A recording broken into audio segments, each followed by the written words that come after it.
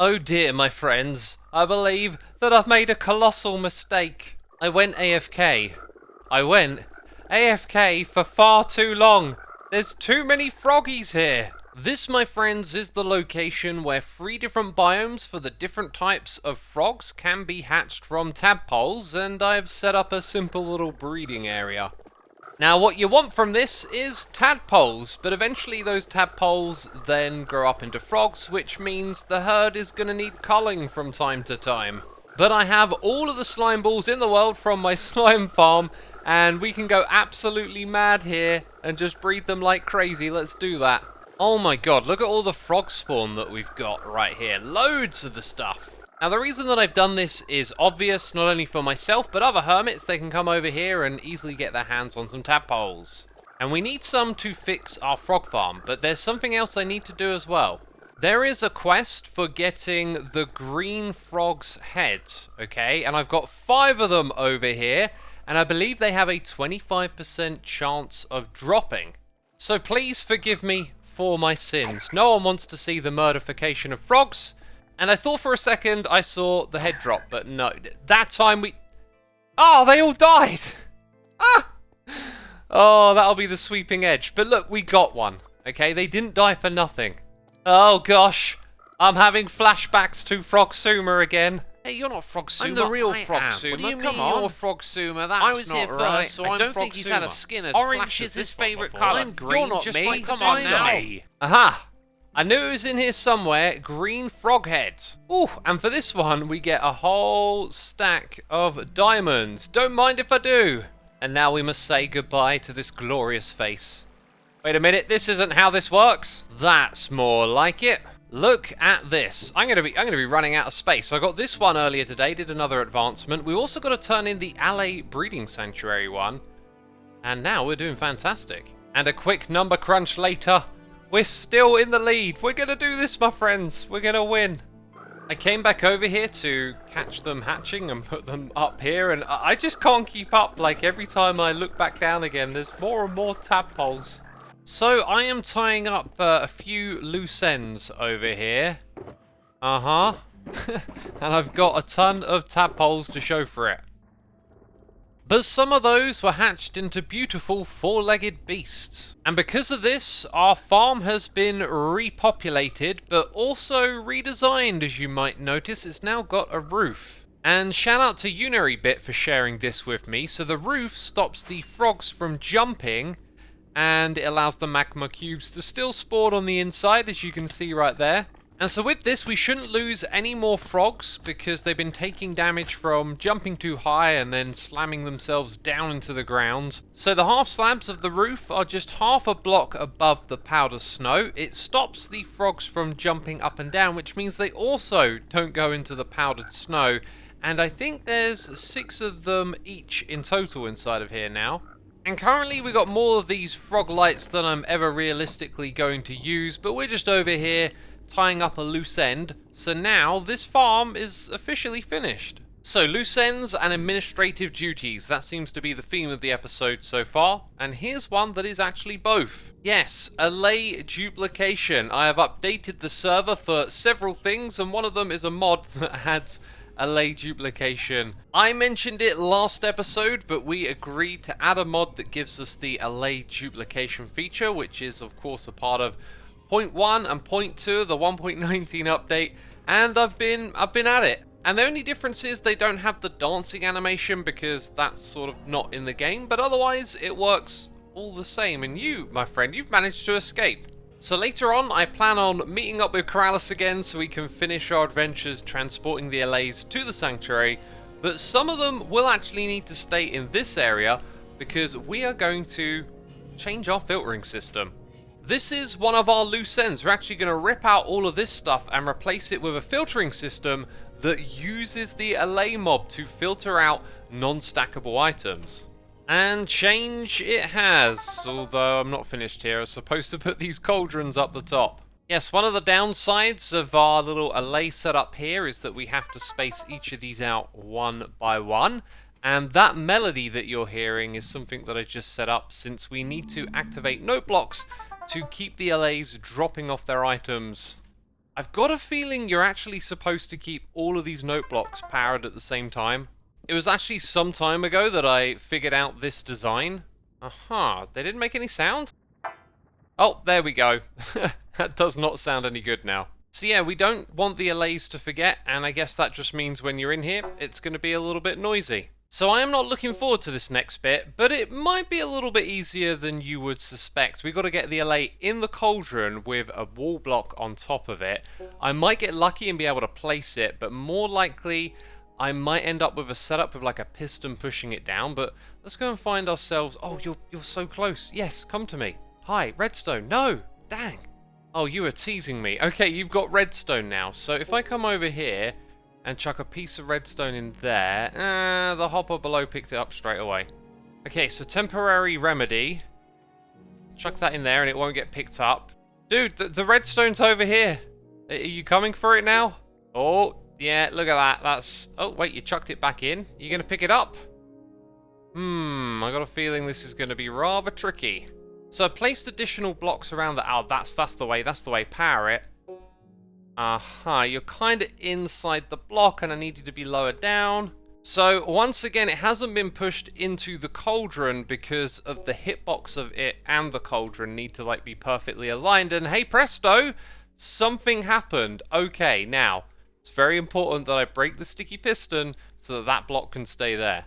Aha, now what I should be able to do is remove the redstone from you and then give you whatever item I like. Totem of Undying, for example, and now this allay will pick up the totems when they come past here, and then they'll get filtered down below once we remove the redstone block. That's how the filtering system should work, but now I've got to wrangle up, is it another 7 of these? So I play everyone's favourite record. No. And now we've got a new fella to work with. Down you go. Just down a little bit, that's it, Oh, you didn't even get in there yet. Right, and this time we wait. That was the trick. Yeah, and then it gets pushed down. Well, now I'm very confident about... Dang it, put the block back. Whew, almost made that mistake. Sometimes I am too confident in myself. Right, I think I can take care of the rest of this just off camera now, so I'm going to go ahead and get a whole bunch more allays up here. And I should really disable this for a moment as well. Those sounds are really annoying. So with just one left to go, I feel like I've got the knack of it, and it involves standing here and throwing these into the middle. And then you gotta wait for the allay. I don't know where this current one went. Okay, here we go. When it goes in, you gotta whack that and hope that you get lucky. Now when you don't get lucky, what happens is the allay's hitbox is on the edge on one of the sides. So if it ends up on the side like that, you've got to try again. So the hitbox isn't touching any of the sides of the cauldron, but the allay hasn't gone down. So this is where you gotta flick that real quick and hope that it works, which it did. And hooray! That is the last of them. To be fair, it didn't take too much time. But here's something that I did discover. I've got the detached camera, and I get pushed by the slime block. Alright, let's not get sidetracked too much. It's a new week and a new day. And that means new quests. So first of all, for our daily, we're going to throw in some cobbled deep slate. And these royal quests, I believe you can actually just do one at a time. So anything inside of this book is something that we can go out there and hunt down and bring back here and earn lots of these. What you'll notice is this, the allay head. So I shuffled myself back over to our allays, and let me tell you this, things did not go to plan. So I've had to travel all the way back here to learn that the allay can't be attacked by the player. The player cannot damage this mob. But we have recently learned about how TNT can be activated by flint and steel to drop a player head, so I believe it counts as a player kill. And so over here I have actually trapped about 6 allays. I think they have a 20% chance of dropping their heads. It wasn't too difficult to lure them over here. And the roof is made with TNT. So I'm gonna activate this, take a step back, and let's see if we get a head out of this. Well, none of them died. Dang it. And now they're escaping through this hole in the wall. Looks like these ones here are going to be forever trapped in the nether. So I have returned my diamonds, by the way, in case you're wondering. And rummaging through the royal quests for the daily, I noticed something that I have a few blocks of that Ren is after.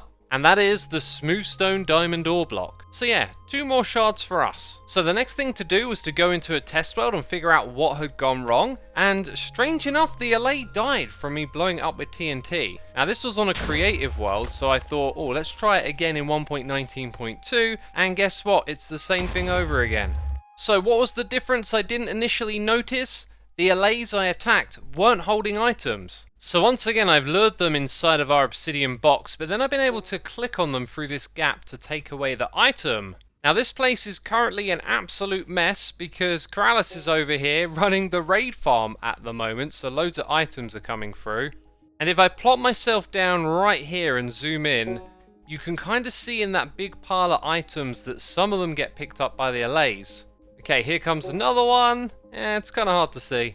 So a whole bunch of items will come through at once, but only 5 get picked up at a time. But just by opening these chests, you can see it is indeed working and it's been a success. But obviously, there's more work to be done around here. We got items flinging out from up above and all around the place. But right now, I gotta be cruel and try and earn us another shard. So let's go ahead. There's 2 in here, which means it's unlikely that we'll get ahead. But let's see what happens.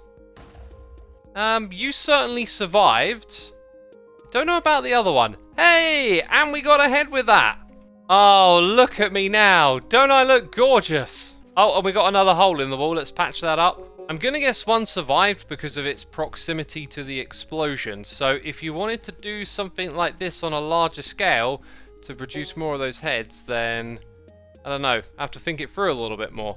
But hey, we've got our one for our quest, and this guy right here, I'm pretty sure you saw it there, the particle effect. They get attracted to the back of the room because of the note blocks back here. But of course, the real way to deal with the allay is just to give it an item, because wherever it goes, you can just throw the same one on the ground, and then it will come to you. Or actually, no, it won't come to you, it's trying to give it to the note blocks. I am very much still wrapping my head around how all of this works, of course. Now, with all of that fuss out of the way, we get our hands on yet another shard. And speaking of shards, I actually introduced Keralis to one of them over here. Shenanigan quests. Check it out. Top one right there. That barrel in the middle. What do you see? In the middle top barrel, Royal Dunes cap. That hat, your eyes, perfect match. How? No Perfect! Absolutely perfect. It was made for you. I look like a village idiot. I can't have this for a whole episode. You should totally do it, man. Idiot in the village. Stop it! I'm going to turn and look at you so many times in the next however long and just laugh. It's going to be like, oh, there it is again. Oh, it hasn't changed. Oh, wow. It's still hilarious. I'm a village idiot. I can't stand I don't here. think I've ever seen anything make that face look more silly. Oh, it's beautiful. I love it. It's great. And before any of that took place, I actually introduced Keralis to the LA duplication sanctuary. And with what you're about to see, keep this in mind. We've got the farm and the item filters sorted out. So now we have tons of these totems of undying. Alright, you can turn around. You can have a look in these barrels. Is that Totem of Undying? Dude, this is great. Maybe we should sell these here. This was actually not my idea, but we could totally sell We have LA totems. millions. I guess, what you call it? Impulse is selling the normal ones, but these, like, I mean, These are twice as blue good. and magnificent. Oh, that looks so great. I love it. Yeah, cool, let's right? sell those. Like, we have hundreds of these, right? Pretty much. Do they work infinite. as... It's just a texture, right? They work as a Totem of Undying, right? Yeah, It's it's just texture just a over texture. So my time here with Keralis made it clear that there were some refinements needed in this building, and also that we needed to figure out an entrance that the allays could not escape from, and believe me, this was a big pain. First of all, we'll go over some of the new details, like the special allay totems are now here for sale, and also it says enter and exit with caution. Allays can't pathfind, but can be nudged. And since I've doubled up on this little gap that the player and the LA can actually go through, none have escaped yet, but then again, I did actually leash them all inside of here. And what happens is, these leashes will break when the area is loaded and unloaded. And so the LAs here try and pathfind outside, and although they know they can't go through this gap because they see 2 blocks side by side, if 2 of them come over here, it's possible for like one to nudge the other, and that way they've been able to escape, but I'm hoping now that I've doubled it up, maybe they'll stay in here. And then we have some records for playing music, so you can actually duplicate them, some instructions to ask the records to be returned, and some instructions on how to breed them. And with all of that done, if they don't escape through the doorway, then we're good. And if not, I'll have to find some alternate solution. I've also hidden a little something down below, a little treat for the first person that goes in there and actually breeds these allays. But I'm not going to say anything more than that for now. Oh yeah, I also took the time to build this path during a live stream. It will eventually be hooked up to Hypno's amazing honey shop. The aesthetic in here is really nice, but as you'll see, this thing goes all the way across here and connects up to the main road. And has anyone been using the depot? Sadly the answer is no. It's occurred to me that it's a whole new day and I haven't done a daily quest. And this is the one that I'm going to do today. Kill 8 mobs with armor or items. And I just know that some of you are going to say that this is cheaty, but I am definitely playing by the rules here. For down below. Have you seen this? Oh, is it crazy again? Oh yeah. Oh my goodness me. Yeah, I was AFK over here for a while, and we need to do something about that. Love it. Let's just This pretend is because it doesn't exist armor, and leave. right? Yeah, no. Let's just close our eyes and there's no lag issues over here at all. This is going to be like the easiest shard ever, or a big regret. Off we go. Bang! Definitely got more than 8 there. How about we get a few more in the process? God, TNT is so much fun, isn't it? Yeah, me and Corrales actually had quite a bit of fun on the server yesterday. You got run, You see run, Vex's- run away. No, we got this. No, run away. Oh, run away, Corrales. Run away, Corrales. And sadly, the best of our adventures was when I wasn't recording because, yeah, I'm a derp. So if you watch this episode and then maybe you think, oh, I saw Corrales and X hanging out, well, be sure to go watch his episode. As I said, some of the best shenanigans, they were taking place when I wasn't recording. Also, there is tons of stuff I've left over here that I need to move into the depot. So, I have one final bit of administrative duties to take care of. And this one comes with a big shout out to Henkel Max, who has provided so many amazing mods for us, like the proximity voice chat, the status mod, and the wonderful camera utils with the dramatic zoom.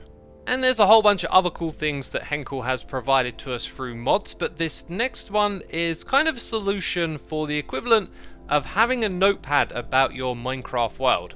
It is specifically a way to use chat to look up for coordinates of locations in the world, like the Nether Hub, because every now and then in this game you get lost and you just need another player to tell you what direction to go in. And sometimes there's no one online to ask. So down here you'll see that I'm setting some coordinates for the Nether Hub, and now that is part of the list. So now when we go into the Coords mod and we list places, it'll tell us where the Nether Hub is. And now I've gone and added the world spawn, and now the frog breeding area too.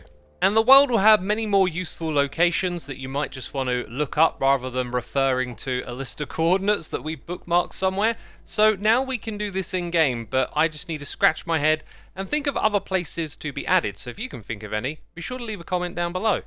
Oh, no. Come on, guy. Hey, he's upside down. That's one dodgy looking LA. You know what? This kind of looks... I don't know. It even looks better because the face fits even upside down, doesn't it? It does, yeah. Love it. It's like a little like, what you call it? Not a mohawk, a little like a mole. No, not a mole. What you call it? It's got a The haircut. back of your... It's got a haircut, mullet. but what do you call them? Mullets. There we go. A mullet. It is a little bit like a mullet. I'll give you that. Well then, dude. Oh, dude. All right, man. Thank you so much for dinner bone over here. I'll see you later then, buddy. See you, my friend. Goodbye. So, a little something you should know from me. I have some scheduled time off, deliberately giving myself a break from the YouTube grind, as we like to call it. So if you don't see another episode of Hermitcraft for a while, you'll know why, but I will be logging on to do our dailies and weeklies over here, and I'm just going to drop off this, and just checking up on XP. I think we're still firmly in the lead, and hopefully we can keep it that way while I'm on my scheduled break. But doing all of these quests has given me tons and tons of diamonds. I don't really have to worry about them at all anymore. In fact, I'm quite incentivized just to wander around the shopping area and, you know, spend more diamonds and whatnot. And this is B-Dubs' gorgeous new shop. I've only seen the thumbnail of his episode. This build looked real interesting. But it's not actually the one I was looking for, it was this one, B-Double-O's heads. You may have noticed at the very beginning of the video he was withering away, and you may remember we were talking to B-Dubs when we got the idea for blowing ourselves up to get our head, and as you can see here, he's got a whole bunch of his own on display. And you may remember this classic skin, but since these gorgeous eyes have been adopted, and that one right there, kinda cursed if you ask me. This is really clever though. It's actually, in a way, it's kind of like a little gambling scheme, because you put in 4 diamonds and you get 5 custom heads. But these heads, they can also be brought back. So if you turn in 5 of these, you'll get 1 diamond. They're all the common ones. Then there's the rare, the ultra rare, and the legendary. And so you can imagine there's a little game of gotta collect them all going on right here. So I got a little confused because barrels and additional items are in these shulker boxes. And this one, Bald B00, is worth 5 diamonds. And because we get to keep these shulker boxes, well, I am very tempted to keep playing. Well, on that note, I am bound to be back here again to get my hands on more shulker boxes and maybe some more heads. But we have to wrap this one up. It's been very busy for me, but I've been enjoying my time. And now I'm going to take a bit of a break just to reset my mind and all of that good stuff. Anyway, if you enjoyed today's episode, be sure to leave a like. Thanks as always for the support, and I'll see you soon with another one.